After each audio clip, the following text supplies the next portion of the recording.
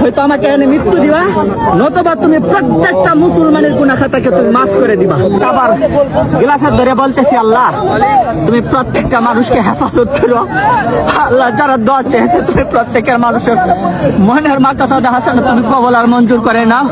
ইয়া আল্লাহ তোমার ঘর কাবার ঘরে খিলাফত ধরে বলতেছি, আল্লাহ তুমি প্রত্যেকটা মানুষকে তুমি মৃত্যু দিও না, যতক্ষণ পর্যন্ত তোমার ঘরে এবং তোমার বন্ধুর ঘর পর্যন্ত সে আয়েশা সালাম টুকু না জানাইতে পারছে। ইয়া আল্লাহ আমি জানি তুমি আমার হজ কবুল করতেন আল্লাহ, তবে আমার বিশ্বাস এখানে আল্লাহ একজন ব্যক্তি আসছে, তার হজ তুমি কবুল করবে আল্লাহ।